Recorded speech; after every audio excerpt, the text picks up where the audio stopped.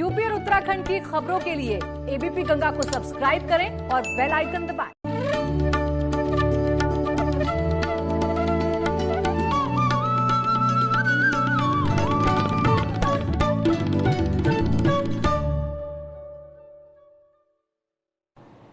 स्वागत है आपका गंगा प्राइम में। मैं हूं आपके साथ आस्था कौशिक। गंगा प्राइम की शुरुआत दो बड़ी खबरों से हम करने जा रहे हैं। दोनों खबरें जो हैं वो बेहद महत्वपूर्ण हैं। कम नहीं हो रही पूर्व कैबिनेट मंत्री गायत्री प्रजापति की मुश्किलें। दो तस्वीरें इस वक्त हम आपको दिखा रहे हैं। एक तरफ गायत्री प्रजापति पर एक और एफआईआर दर्ज हो गई है और दूसरी तरफ आजम खान एंड फैमिली की मुश्किलें भी बढ़ती जा रही हैं, क्योंकि हाईकोर्ट से भी जमानत अर्जी की जो याचिका थी वो खारिज कर दी गई है। आजम खान और उनके बेटे अब्दुल्ला आजम की जेल में ही रहेगी आजम एंड फैमिली। फिलहाल हाईकोर्ट से भी नहीं मिली है उनको राहत। ये दोनों अहम खबर विस्तार से हम आपको बताएंगे। इसके अलावा यूपी की और भी खबरों पर हमारी नजर बनी रहेगी।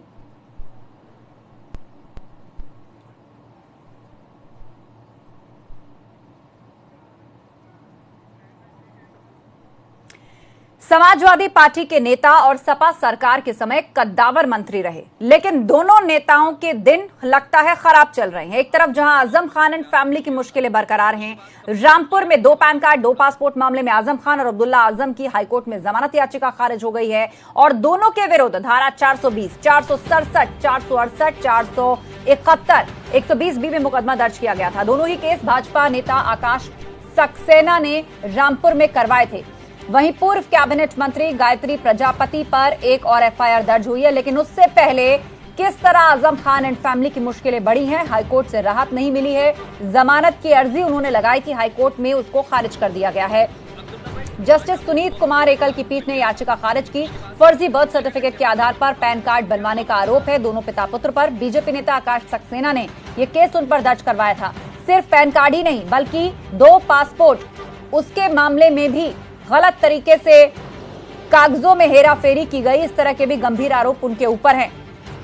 फर्जी बर्थ सर्टिफिकेट के आधार पर पैन कार्ड बनवाने का आरोप है, लिहाजा जेल में ही रहना होगा आजम खान एंड फैमिली को। फिलहाल बीजेपी नेता आकाश सक्सेना ने इस मामले में मुकदमा दर्ज करवाया था और आज अपनी बेल एप्लीकेशन को लेकर हाईकोर्ट पहुंचे आजम खान और उनके बेटे अब्दुल्ला आजम, और जस्टिस सुनीत कुमार की एकल पीठ ने यह याचिका खारिज कर दी। हालांकि इसके बाद सुप्रीम कोर्ट जाने का भी ऑप्शन है, लेकिन उस प्रक्रिया में वक्त लगेगा, लिहाजा आजम खान और उनकी फैमिली को जेल में ही रहना होगा। इलाहाबाद हाईकोर्ट ने आज जमानत याचिका खारिज कर दी। 2 पैन कार्ड 2 पासपोर्ट मामले में राहत नहीं मिली आजम खान को।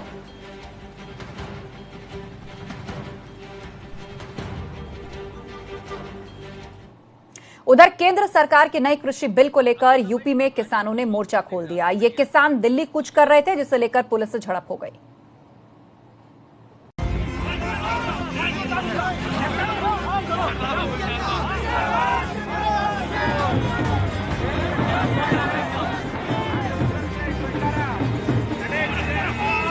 यूपी से लगे दिल्ली बॉर्डर पर भारी तादाद में पुलिस और अर्धसैनिक बलों की तैनाती, जगह जगह सुरक्षा के पुख्ता इंतजाम और इन सब के बीच ये केंद्र सरकार के खिलाफ किसानों के दिल्ली कूच की तस्वीर है। इरादा यही कि रोकना है तो रोक लो।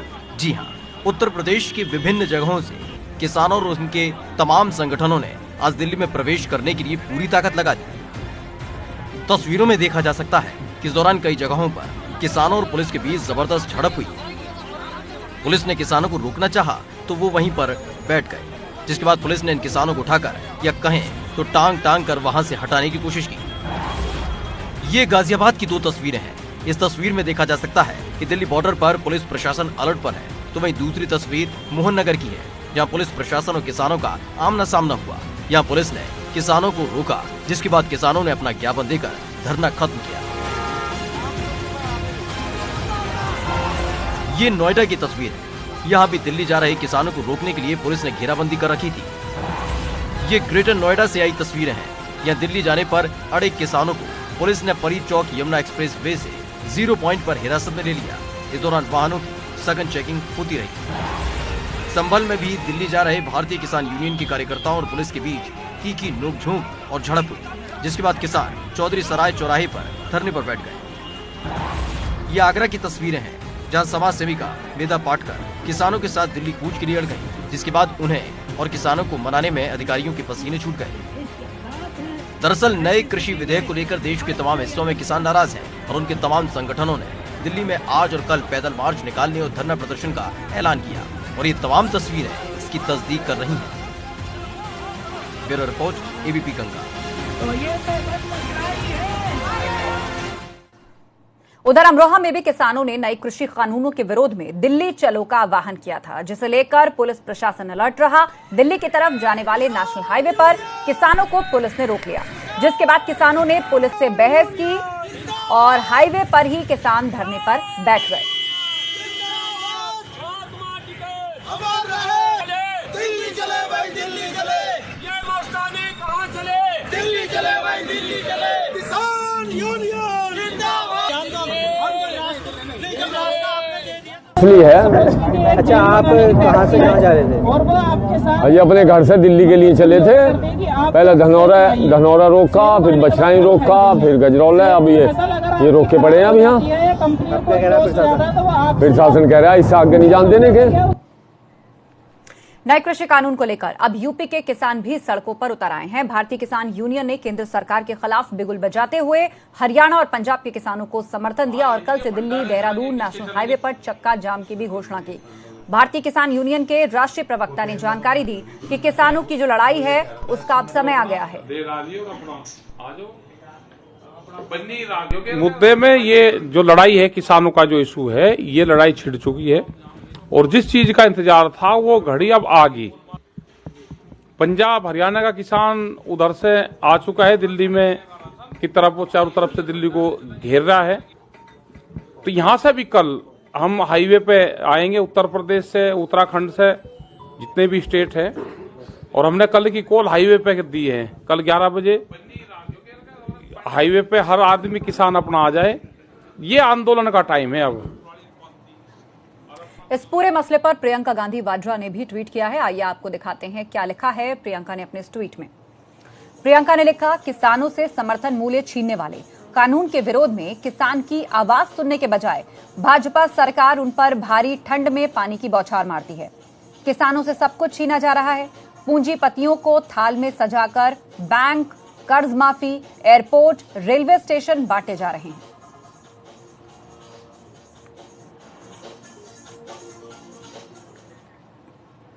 खबर गोंडा से, जहां जिले के सभी राष्ट्रीय बैंकों के कर्मचारी हड़ताल में शामिल रहे। बैंकों में हड़ताल से करीब 150 से 170 करोड़ के कारोबार पर असर पड़ने का अनुमान है। आपको बता दें कि बैंक कर्मी अपनी 3 सूत्रीय मांगों को लेकर हड़ताल पर हैं। बैंक बंदी से एटीएम भी खाली नजर आ रहे हैं। बैंक उपभोक्ता का कहना है कि शादी के सीजन में जरूरी सामानों की खरीदारी में दिक्कतों का सामना करना पड़ रहा है।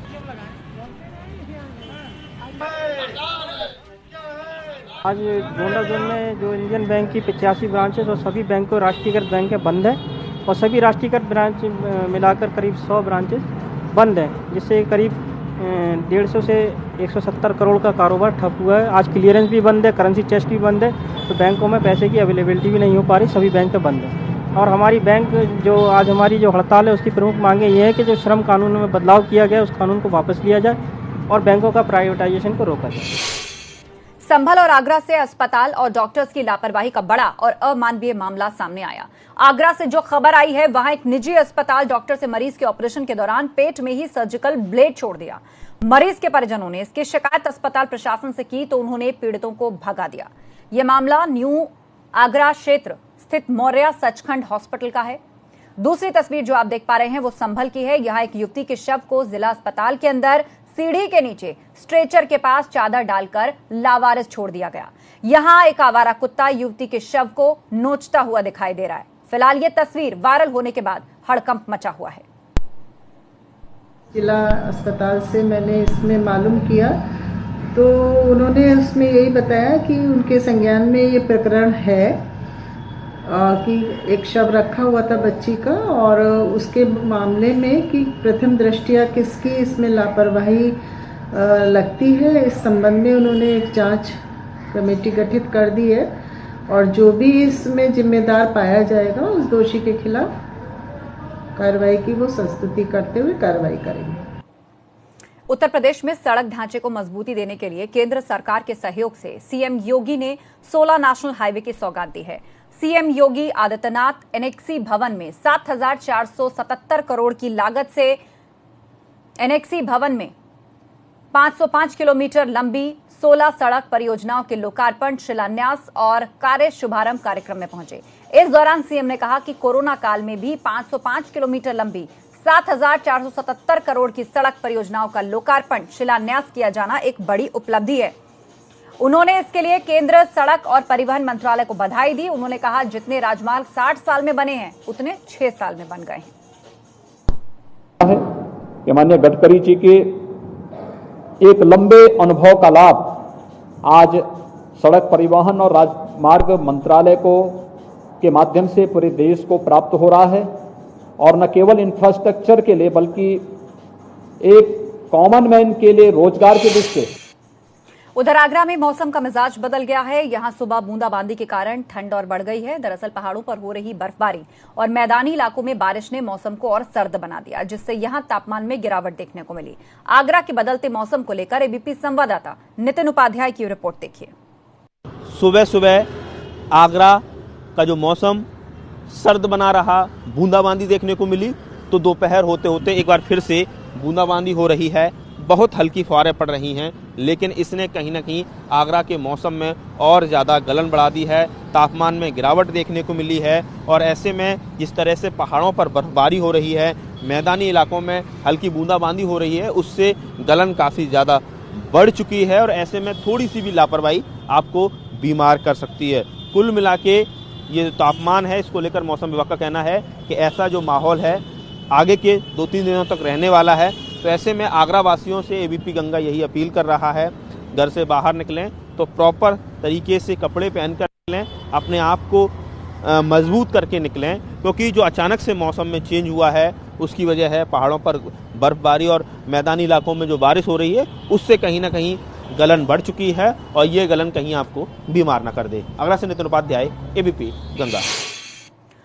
हरिद्वार और काशी की तर्ज पर ही अब कानपुर में भी गंगा घाट पर आरती की तैयारी है, और उसके तहत 27 नवंबर यानी कि कल पहली बार कानपुर के अटल घाट पर गंगा आरती का ट्रायल किया जाएगा। इसकी तैयारियों के मद्देनजर घाटों की साफ सफाई, सजावट का काम तेजी से चल रहा है। आयोजन पर यहां के पंडित शिवाकांत शास्त्री का कहना है कि यहां होने वाले ट्रायल पर घाट पर 21,000 दीप जलाए जाएंगे और आरती की जाएगी।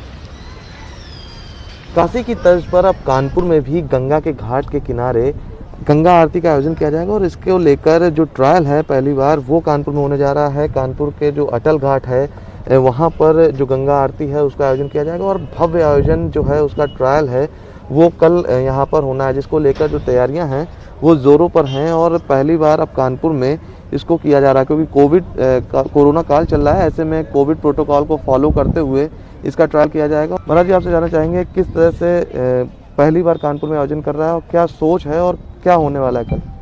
हम लोग हरिद्वार और काशी की तर्ज पर यहाँ गंगा आरती माननीय अटल घाट पर करेंगे। अभी तो 27 तारीख को कल ट्रायल है, इसके बाद नियमित रूप से सायंकालीन की, संध्याकालीन की आरती होगी। बहुत अद्भुत आरती होगी पूरी। अगर कल की तैयारी की बात की जाए और अद्भुतता की बात की जाए तो कल को लेकर कितने दीप प्रज्वलित होंगे, क्या प्रोटोकॉल होगा, क्योंकि कोरोना भी चल रहा है, ऐसे में किस तरह से सब बैलेंस करेंगे? कोरोना काल चल रहा है, इसलिए हम लोग इस व्यवस्था में प्रशासन से अनुरोध भी किया है कि कम से कम लोग रहें। 100 लोगों की ही व्यवस्था की जा रही है इसमें, और हमने 21,000 दीपक जलाने का प्लान रखा है। वहीं ट्रायल के बाद जो समिति के संचालक हैं और जो पूरे आयोजक हैं, उनका कहना है कि वो मुख्यमंत्री से समय लेंगे, और जब वो यहाँ पर आरती करेंगे आके, उसके बाद से ये सायंकाल की जो आरती है वो लगातार घाट के किनारे होने लगेगी। वीडियो संकेत के साथ प्रभात अवस्थी, एबीपी गंगा, कानपुर। यूपी में फर्जी डिग्री के सहारे शिक्षक बने जालसाजों की मुश्किलें थमने का नाम नहीं ले रही। कौशाम्बी में ऐसे 18 लोगों को बीएसए की ओर से 2 करोड़ 50 लाख रुपए की वसूली का नोटिस भेजा गया है, जिनसे भू राजस्व की तरह वसूली होगी। यहां के बीएसए ने 2 दिनों में 18 फर्जी टीचर्स के खिलाफ भू राजस्व की तरह वसूली के लिए नोटिस जारी किया। ये वसूली इनके नौकरी शुरू होने से लेकर निलंबित होने की तारीख तक होगी, क्योंकि इस दौरान तक इन्होंने 2 करोड़ 50 लाख रुपए बतौर वेतन लिए थे। इन फर्जी शिक्षकों से ब्याज समेत वसूली के लिए डीएम को पत्र लिखा गया है। आपको बता दें, कौशाम्बी जिले के विभिन्न प्राथमिक और उच्च प्राथमिक स्कूलों में 44 जालसाजों ने फर्जी बीटीसी और टीटी मार्कशीट के जरिए नौकरी प्राप्त की। दस्तावेजों की जांच के बाद इस फर्जीवाड़े का खुलासा हुआ, लेकिन तब तक इन फर्जी टीचर्स में से कई ने करीब 10 साल तक नौकरी कर ली थी। फिलहाल 18 के खिलाफ ये नोटिस जारी हुआ है, जबकि बाकी बचे लोगों ने कोर्ट में वाद दाखिल कर दिया है, जिनमें से 9 को अदालत से राहत भी मिल गई। मामला ऐसे शिक्षक जिनके कोई न कोई शैक्षिक अभिलेख जांच में गलत पाए गए थे, फर्जी पाए गए थे, उनकी सेवा समाप्ति करते हुए उनके खिलाफ रिकवरी की नोटिस जारी की गई थी। विभागीय नोटिस का जवाब न मिलने या धनराशि जमा न करने के कारण वर्तमान में हम लोगों ने भू राजस्व की भांति वसूली के लिए जिलाधिकारी महोदय को पत्र लिखा है। कुल 18 शिक्षकों के साथ भू राजस्व की भांति वसूली के लिए पत्र जारी किया गया है, जिसमें कुछ जनपद के स्थायी निवासी हैं तथा प्रयागराज और प्रतापगढ़ के भी निवासी हैं। कितने की क्या नोटिस भेजी गई है वसूली की? कुल 18 शिक्षकों को लगभग 2 करोड़ 50 लाख की वसूली आदेश जारी किए गए हैं। इलाहाबाद हाईकोर्ट के सख्त निर्देशों के बाद प्रयागराज में भी ड्रोन कैमरों से कोविड प्रोटोकॉल की निगरानी शुरू कर दी गई है। प्रयागराज में कई जगहों पर ड्रोन कैमरों से मास्क पहनने और सोशल डिस्टेंसिंग के नियमों की मॉनिटरिंग की गई। साथ ही पुलिस ने जगह जगह चेकिंग अभियान चलाया और मास्क न पहनने वाले लोगों से जुर्माना वसूला। हाईकोर्ट के सख्त रवैये के बाद प्रयागराज में पुलिस की 50 टीमें बनाई गई और हर टीम में एक सब इंस्पेक्टर और 3 कांस्टेबल हैं। 2 दिनों में तकरीबन 10,000 लोगों से जुर्माना वसूल किया गया है।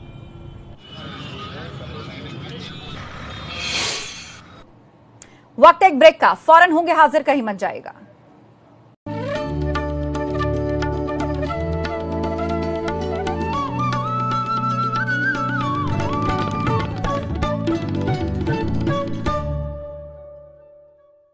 स्वागत है आपका ब्रेक के बाद। संविधान दिवस के मौके पर आज प्रधानमंत्री मोदी ने कई अहम बातें कही। उन्होंने कहा कि हमारे कानूनों की भाषा इतनी आसान होनी चाहिए कि सामान्य से सामान्य व्यक्ति भी उनको आसानी से समझ सके। साथ ही समय के साथ जो कानून अपना महत्व खो चुके हैं, उनको हटाने की प्रक्रिया भी आसान होनी चाहिए। वहीं पीएम मोदी ने 1 नेशन 1 इलेक्शन सिर्फ विचार विमर्श का मुद्दा नहीं, बल्कि देश की जरूरत है, ऐसा भी कहा। 5 साल पहले 26 नवंबर को संविधान दिवस के रूप में मनाने का फैसला किया गया था। मैं पूरे देश को हमारे लोकतंत्र के इस अहम पर्व के लिए बधाई देता हूं। अभी कुछ कानूनों में सनसेट क्लॉज की व्यवस्था शुरू की गई है। अब एप्रोप्रिएशन एक्ट और कुछ और दूसरे कानूनों में भी इसका दायरा बढ़ाने पर विचार चल रहा है। मेरा सुझाव है कि राज्य की विधानसभाओं में भी इस प्रकार की व्यवस्था सोची जा सकती है, ताकि पुराने अनुपयोगी कानूनों को स्टैट्यूट बुक से हटाने के लिए प्रोसीजर रिक्वायरमेंट्स में बचा जा सके। इस प्रकार की व्यवस्था से कानूनी कंफ्यूजन बहुत कम होगा और सामान्य नागरिकों को भी आसानी होगी। साथियों, एक और विषय है और वो भी इतना ही महत्वपूर्ण है, वो चुनावों का। 1 नेशन 1 इलेक्शन सिर्फ एक चर्चा का विषय नहीं है, बल्कि ये भारत की जरूरत है। हर कुछ महीने में भारत में कहीं न कहीं बड़े चुनाव हो रहे होते हैं। वहीं मुख्यमंत्री योगी आदित्यनाथ ने संविधान दिवस के मौके पर कहा कि भारत की एकता और अखंडता की जिम्मेदारी हमारी है। उन्होंने यह भी कहा कि संविधान ने हम सबको समान अधिकार दिए हैं। सपूतों को जिन्होंने हर विपरीत से विपरीत परिस्थितियों में भी भारत के संविधान ने इस देश में, चाहे वह जातियां, मत, संप्रदाय, भाषाएं, खान पान की बहुलता होने के बावजूद एक भारत श्रेष्ठ भारत की इस परिकल्पना को साकार किया। यह भारत के संविधान की सबसे बड़ी विशेषता रही है। हम सब जानते हैं कि न्याय, स्वतंत्रता समता और बंधुता ये भारत के संविधान की सबसे बड़ी विशेषता है। कानपुर में 13 साल से निर्माणाधीन बहुप्रतीक्षित सीओडी पुल का 10 महीने के अंदर दूसरी बार उद्घाटन किया गया। इस पुल का उद्घाटन केंद्रीय मंत्री नितिन गडकरी ने वर्चुअली किया। मौके पर कानपुर से सांसद सत्यदेव पचौरी ने फीता काटकर सड़क का उद्घाटन किया। इस दौरान मंच पर सोशल डिस्टेंसिंग की धज्जियां उड़ती नजर आईं। मंच पर मौजूद सांसद, विधायक और नेताओं ने मास्क नहीं लगा रखा था। सत्यदेव पचौरी ने कहा कि अब ना कोई रुकावट है, ना कोई समस्या है। ये कानपुर के लिए बहुत बड़ी उपलब्धि है। जो काम 13 वर्ष में कांग्रेस सरकार नहीं कर पाई वो मोदी जी के नेतृत्व में हो गया और कानपुर से कलकत्ता और दिल्ली इस रूट पर चलते हैं। जीटी रोड पे है, 4 लेन का बन गया और ये गडकरी जी की कानपुर की जनता को उपहार है। मैं गडकरी जी को कानपुर की जनता की ओर से, यहाँ के जनप्रतिनिधियों की ओर से बहुत बहुत बधाई देता हूँ।